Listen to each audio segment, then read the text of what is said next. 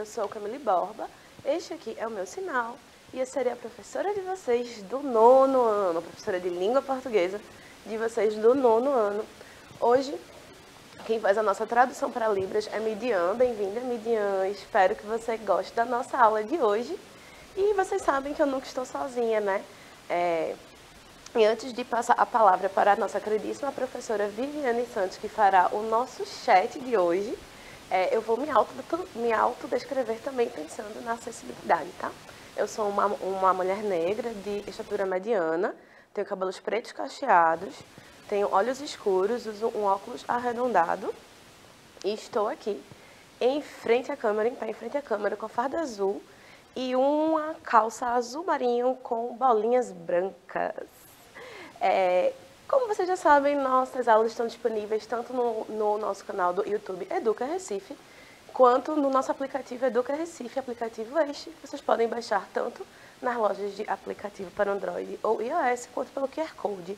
E no nosso chat temos aqui a nossa queridíssima, maravilhosa, deusa em terra, professora de português, Viviane Santos. Bem-vinda, professora. E hoje, descabelada. Olá, professora Camille. Olá, 9º ano, todo mundo que está aí em casa. Sejam muito bem-vindos. Né? Já estou aqui conectada no chat, esperando o comentário de vocês. E assim como a professora Camille, eu também vou me autodescrever, pensando em acessibilidade aí, tá certo? Eu sou uma mulher negra, de cabelos escuros, que hoje estão presos em um coque. Tenho olhos escuros, uso óculos arredondados, estou sentada atrás de uma mesa redonda com o computador à minha frente e hoje eu visto uma blusa verde. Então você que está em casa é mais do que convidado, diria intimado, a participar do nosso chat, tá certo? Então mande sua pergunta, seu comentário, sua crítica, sua sugestão, né? Por que não? E a gente vai conversando ao longo dessa aula.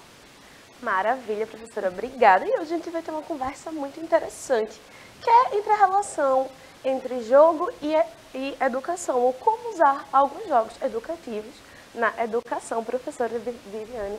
E hoje vamos falar especialmente do jogo As Aventuras de um Pajéu Encantado, que foi criado, produzido por Jefferson Souza, né? Então a gente vai discutir um pouquinho sobre isso, tá? Bom. E aí, ó, hoje a gente percebe que assim, a indústria do videogame, né? Os videogames representam uma indústria global de 100 bilhões de dólares, ou seja, é quase uma dominação mundial, né? Sendo que quase 2/3 dos lares americanos têm membros que jogam videogame regularmente. E aí, quando a gente pensa em jogos e em videogame, a gente pensa sempre somente em consoles, né? Em jogos mesmo que você compra o videogame, instala em casa e joga, né? Mas a gente tem também agora toda uma série de jogos feitos para os aparelhos móveis, né? Aqueles tipo celular, tablet, computador, notebook, para que você possa jogar onde você quiser, né? Tal popularidade, ou seja, a popularidade dos videogames se justifica principalmente porque eles existem há décadas e abrangem uma gama de plataformas, de sistemas de arcade aos consoles domésticos, portáteis e dispositivos móveis. A evolução não para. À medida que novas tecnologias passam a ser incorporadas em outros equipamentos, o mesmo movimento acontece com a evolução dos jogos eletrônicos, né? Que trazem aos usuários novas possibilidades e recursos. Tudo isso melhora a experiência de quem joga. A diversidade do acervo é outro destaque. Na indústria de entretenimento, por exemplo, muitos filmes viram jogos ou vice-versa. E aqui, ó, eu acho que a gente pode citar uma série de exemplos, né, dessas conversas entre mídias. Né? Isso, professora Viviane, a gente tem uma série de jogos que viram filmes, que viram livros, ou jogos que viram livros, e livros que viram seriados. E a gente tem todo esse diálogo entre mídias, né? E aí a gente tem como espectador ou usuário dos jogos, a gente tem todas essas múltiplas experiências, né? Continuando aqui, nos últimos 20 anos, muito além da evolução do videogame, o mundo passou por outras mudanças muito expressivas, como a jornada de transformação digital e o amplo uso de novas ferramentas tecnológicas os jogos eletrônicos para os dispositivos de celular, né, já representam grande parte do mercado. E a gente precisa pensar que o ato de jogar é tão antigo quanto o próprio homem, pois este sempre manifestou uma tendência lúdica, né, de aprender pelo lúdico também. Isto é, o impulso para o jogo tem uma função vital para o indivíduo, não só para a distinção e descarga de energia, mas principalmente como forma de assimilação da realidade, além de ser culturalmente útil para a sociedade como expressão de ideais comunitários. Então, para além do lazer, a gente pode ver que os jogos eles têm esse aspecto, né, de contribuição para o indivíduo, né? Tanto como um lazer, mas também como uma construção de valores, né? De pensar no coletivo, a depender do jogo. Os jogos são fundamentais para desenvolver diversas habilidades no homem, principalmente nas crianças que estão em processo de formação. As atividades dos jogos em grupos desenvolvem as relações sociais e a orientação espacial. Tá? Esse impulso lúdico, né, que a gente falou, já está presente nos primeiros meses de vida do bebê, na forma do chamado jogo de exercício sensório-motor. Então, quando a gente brinca com os bebês, ensinando a pegar, ensinando com blocos de madeira, por exemplo, a gente está desenvolvendo essa habilidade motora. Do 2º ao 6º ano de vida, predomina a forma do jogo simbólico, né, os jogos de papéis, de imitação, que se manifesta a partir da etapa seguinte, a prática do jogo de regras.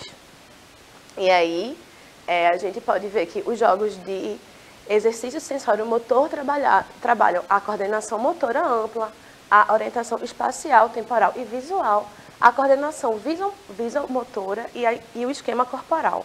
Já os simbólicos contemplam o desenho, a memória visual, a linguagem oral e não verbal e a escrita, que é uma forma de representação simbólica. Desenvolvem as habilidades de observação, orientação espacial e noção de cheio vazio, os conceitos, né, que a gente usa para apreender o mundo.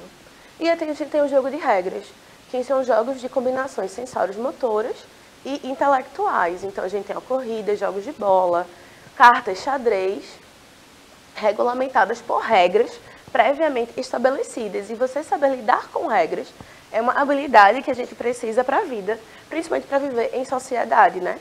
E aí, ó, norteiam a cooperação e a competição entre os participantes. Aqui, para a gente falar um pouquinho, né, sobre jogo e educação, eu trouxe o jogo do Pajeú. As Aventuras de um Pajeú Encantado, né? Que é um jogo de RPG, de turno, de aventura, e é educativo. Então, você vai desbravar uma aventura, desbravar espaços, enquanto você também vai aprendendo sobre os espaços e sobre a cultura. No jogo, a pessoa jogadora vivencia uma narrativa de um universo mágico, mas em segundo plano vai aprendendo sobre alguns poetas e poetisas do sertão do Pajeú, de Pernambuco e do sertão do Cariri e da Paraíba. Então, veja, é uma forma de você se educar, de você se aventurar pelos espaços e de você aprender novas coisas, né? E manter essa memória cultural viva. O jogo também conta com uma narrativa em audiodescrição, uma função de acessibilidade para fazer com que as pessoas com limitações visuais consigam usufruir da narrativa do jogo. Então, ainda temos um bônus de ter um jogo que ainda pensa na acessibilidade, né? E o projeto tem o patrocínio da Difucultura, microprojeto cultural do ano 2020-2021, tá? E aí, o que eu trouxe para vocês hoje na aula, e eu vou pedir para a gente olhar, esse aqui é o autor do jogo, Jefferson, vou pedir para a gente voltar aqui para mim, porque agora a gente vai inserir, né, trouxe aqui para vocês uma entrevista que eu fiz muito bacana com o Jefferson sobre o jogo, tá certo? Então, eu espero que vocês gostem desde já. Agradeço a presença de vocês, a Midian, a produção, a Viviane, que está aqui, ó, do meu lado sempre. Professora Viviane, pode se despedir. É isso, já a aula foi bem curtinha, porque vai rodar a entrevista, né? A gente se vê num próximo encontro, tá certo? Tchau, tchau. Como sempre, gente, foi um prazer estar aqui. Eu espero que vocês gostem da entrevista. Deixem os seus comentários no nosso canal do YouTube, tá certo? Um beijo e até a próxima. Olá, lindezas, tudo bem? Eu sou Camille Borba, este é o meu sinal. E eu estou aqui com o nosso queridíssimo jornalista, pesquisador, cineasta, podcaster e agora criador de jogos, Jefferson Souza. Bem-vindo, Jefferson. Muito obrigado pelo convite, é uma alegria estar aqui. E a gente está aqui hoje para falar sobre um jogo educacional. Por favor, diga aí o nome do seu jogo, faça. A aventura... Calma, que eu até fiquei nervoso agora. As aventuras de um pajéu encantado, né? Pajéu, o sertão do Pajéu de Pernambuco. Como vocês podem ver nessa arte lindíssima. Isso. O jogo especificamente, ele tenta trazer uma narrativa ficcional, né? Uma narrativa assim, em realismo fantástico, por assim dizer. Que interessante. Que você vai andando e vai conhecendo algumas cidades do sertão do Pajéu de Pernambuco, como Itapetim, São José do Egito, Tabira, Afogados da Engazeira, tendo referência para diversas cidades do sertão do Pajéu de Pernambuco e do sertão do Cariri da Paraíba, que assim, é muito próximo um do outro. E é uma região que tem muitos poetas e poetisas ao longo das décadas, né, dos séculos, inclusive, nessa região. Então, você vai jogando, se divertindo em uma narrativa de jogo. Então, eu quis muito trazer essa especificidade, porque às vezes quando a gente escuta sobre um jogo educacional, você acha que é um jogo que lhe força a aprender e nada mais. Não, você vai estar enfrentando, é um jogo de RPG, então você vai estar enfrentando assim, desafios, monstrinhos, quests, vai subindo de nível, pegando itens. Só que nesse meio termo que você vai descobrindo o que o jogo está proposto a mostrar, você vai aprendendo uma poesia aqui, uma poesia ali, que às vezes... Uma biografia aqui, uma biografia aqui, um pouco da história das cidades, dessa região, que nem sempre o jogo vai lhe solicitar que você lembre, mas algumas vezes vai.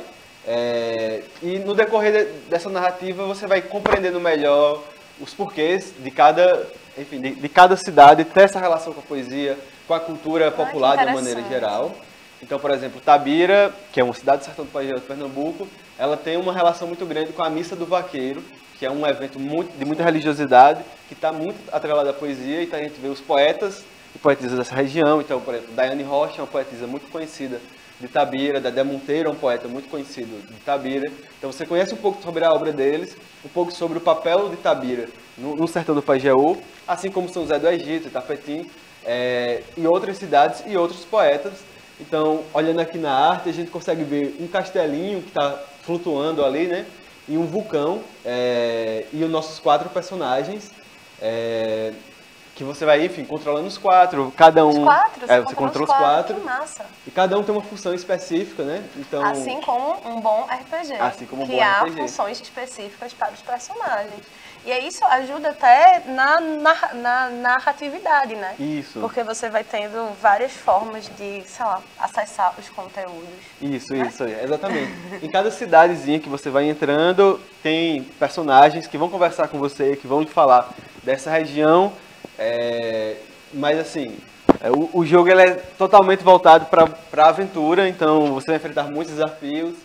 Você vai enfrentar, por exemplo, tem uma parte que tem um buzeiro raivoso, que é um buzeiro gigante que vai tentar lhe atacar e você vai ter que saber se defender. É interessante, né, que o cenário, e aí eu acho que é muito produtivo isso de você localizar um jogo educacional, mas que você não é obrigado a aprender. Aprender vai ser uma consequência divertida, mas você coloca um espaço do sertão, né, que às vezes a gente não consegue, ou tem uma ideia pré-concebida ou nem acessa.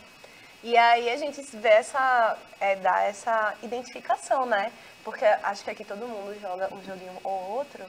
E falta ainda esses espaços reconhecíveis pra gente, né? E pronto, às vezes a gente conhece poetas de outros países, mas não conhece os poetas do sertão aqui do lado. Isso. E é muito interessante por ser um caminho lúdico, né?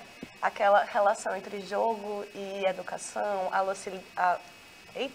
ludicidade, né? Que ajuda na compreensão. Sei lá, fala um pouquinho mais sobre essa relação, assim, entre... Por que o RPG, a escolha da estrutura do jogo ser um RPG de aventura? É porque você gosta? É porque é divertido? É porque dá pra fazer muita coisa? Eu acho que acima de tudo, porque é um gênero de jogo assim que lhe convida a pensar bastante, né, e interagir muito com a narrativa. A narrativa ela vai estar ali como um personagem por si só. Então, por exemplo, quando eu coloco um vulcão numa cidade flutuante, não é por acaso. Na divisa de Tapetim com São José do Egito, tem um vulcão desativado, pouca gente conhece, que assim, estudiosos acreditam que já foi um vulcão há muito tempo. Hoje em dia ele é totalmente tomado pela caatinga. Então, se existe um vulcão aqui, ele tem uma representatividade desse imaginário do sertão. Então, assim, quando você está jogando, você vai ver um animal específico da caatinga, só que gigante lhe atacando, ou, por exemplo, locas, né, que são cavernas dos sertões nordestinos, de maneira geral, que antigamente muitas pessoas viviam dentro. Então, assim, um exemplo, Isabel da Loca, por exemplo, né, é uma artista de pífano muito conhecida, que ela morava em uma loca, ou seja, uma caverna feita através de um lajedo, que é uma pedra gigante. Então, dentro do jogo, você vai entrar em locas, vai ter essas referências. Interessante. E a cidade flutuante, ela é uma metáfora sobre os poetas cânones. São poetas que já vieram, já passaram dessa vida e são lembrados nessa cultura do sertão do Pajeú como grandes poetas e poetisas que são, assim, entre aspas, intocáveis por ter sido, em sua época, geniais. E o objetivo do jogo é você chegar na cidade flutuante, é você ser uma pessoa como um poeta ou uma poetisa como eles foram. Nossa, eu já adorei. E aí você vai atravessando todas essas cidades. Os desafios. E vai vendo esses poetas que eu também queria estar na cidade flutuante, né? Queria ser lembrado como esse grande poeta, essa grande poetisa. E é uma metáfora porque, no final das contas, né? Não é spoiler sobre o jogo, mas eu acho que é o objetivo principal da mensagem do jogo, é que nós sempre estivemos já nesse espaço. Acho que toda poesia, ela tem a sua importância em equivalência, porque quando você faz poesia, especificamente dessas regiões, que tem uma poesia metrificada, né? São sextilhas, são decassílabos, são sonetos, que falam muito sobre a memória e sobre essa estrutura. Ela tem um papel fundamental na preservação dessa cultura, dessa poesia, dessa região. Você está fazendo parte dessa construção, desse Pajeú encantado. Então, se você faz uma poesia, você é parte desse Pajeú encantado. Então, tanto se você é de fora, né, você é de fora desse sertão e está aí vivenciando esse jogo, você vai estar aprendendo essas poesias. E ao aprender, ao levar para frente essas poesias, você faz parte agora do sertão do Pajeú, faz parte desse Pajeú encantado, faz parte dessa cidade flutuante. Em resumo é isso, assim, eu fiz pensando em fazer um jogo divertido, com muitos desafios e que em segunda mão ensine. E que de bônus você ainda aprende sobre o quê? O sertão do Pajeú, poetas e poetisas. Eu sou uma grande fã de literatura e poesia. Meus alunos já sabem que eu enfio poesia e literatura onde eu puder. E aí, eu gosto muito da proposta de você conseguir preservar, né, a memória desses poetas que, por estarem localizados em espaços de menos prestígio, eles acabam esquecidos, né?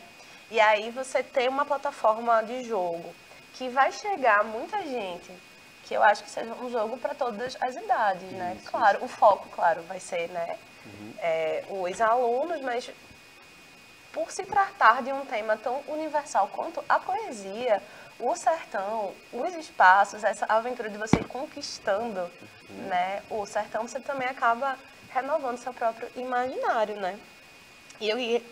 Pronto. O que eu ia te perguntar é sobre essa questão da memória, né, que você já estuda tanto nas suas pesquisas quanto no podcast, o Sertão Sem Nó, agora no jogo, também nos filmes, ou seja, você é um homem de memória.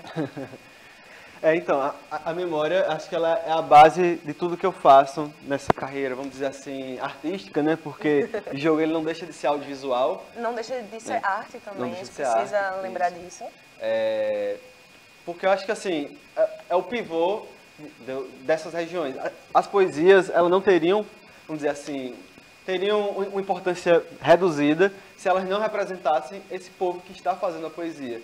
Então, não é só uma poesia sobre uma temática, enfim, qualquer, né? Essas poesias, elas remetem muito a esse povo, a essa região e a forma de expressão. Então, tratar de memórias é tratar de cultura, é tratar... Também de linguagem, né? De linguagem, isso. Eu dei o exemplo, por exemplo, de ser uma poesia metrificada, porque ela é herdada muito dessa cantoria de viola, que é, né, a cantoria de viola. Porque as rimas facilitam a memorização. A memorização, né? isso. A cantoria de viola por si só, ela tem uma batida, né? Então, aquele terengo, lengo, tengo que a viola tem, ela marca o ouvido. Então, há poetas e poetisas que não sabem ler e escrever, mas sabem fazer poesias numa sequência silábica, né? Então, assim, às vezes pra gente que estuda muito, estuda português, linguística, literatura, muito, é difícil fazer, enquanto há poetas por aí que fazem assim, de improviso, tudo muito bem estruturado, porque eles estão atrelados a essas questões técnicas, E que a cultura, né? que é a cultura, Atrelado à cultura, que é a sua representação. Então, tem essa memória muito importante dessa técnica, né, dessa herança. Então, por exemplo, a cantoria de viola é uma herança dos bardos, é uma herança toda dessa migração árabe que chegou aos sertões. Até porque a poesia, ela é muito ligada à música, né? Isso, a musicalidade. Houve um momento aí, gente, que a poesia, ela era acompanhada. Então, a gente tem essa ligação, né? Isso. E queria dizer também que é um jogo que possui acessibilidade. Exatamente. Que é também algo importante que a gente precisa sempre enaltecer, né? Falar sobre, valorizar. Isso.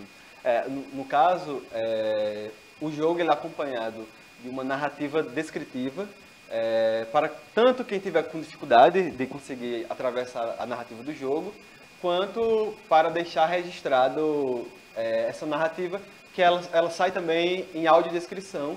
Então, é um meio de acessibilidade. Isso, um meio de acessibilidade. Olha, infelizmente o jogo ainda não foi completamente lançado. Isso. Mas olha, estou fazendo uma promessa de que a gente vai voltar com o Jefferson aqui para lhe mostrar mais desse jogo. Porque nosso tempo também está no finalzinho e ainda tem mais algumas coisinhas que eu queria te perguntar que sim. Qual foi a maior inspiração mesmo? Você disse, eu quero fazer um jogo sobre poesia. Foi isso? Eu tento refletir muito as lacunas de preservação dessa cultura. Eu vejo que em determinadas camadas existe uma onda produtiva, assim, né, graças a Deus, funcionando, mas em outras não. Então, é comum você ir em determinados eventos culturais de poesia popular nos sertões e ver um recorte, vamos dizer assim, faixa etário, muito avançado, e determinadas gerações mais novas não consumindo tanta poesia. Isso. Claro que com o advento agora das redes sociais, como o TikTok, Reels no Instagram, voltou a ter alguma popularidade com um poeta ou outro que viraliza e tudo mais, mas é difícil associar poesia ao poeta. Às vezes, novas gerações veem a poesia, gostam muito, mas arrasta para cima, né? Foi embora nessa velocidade também de consumo de internet.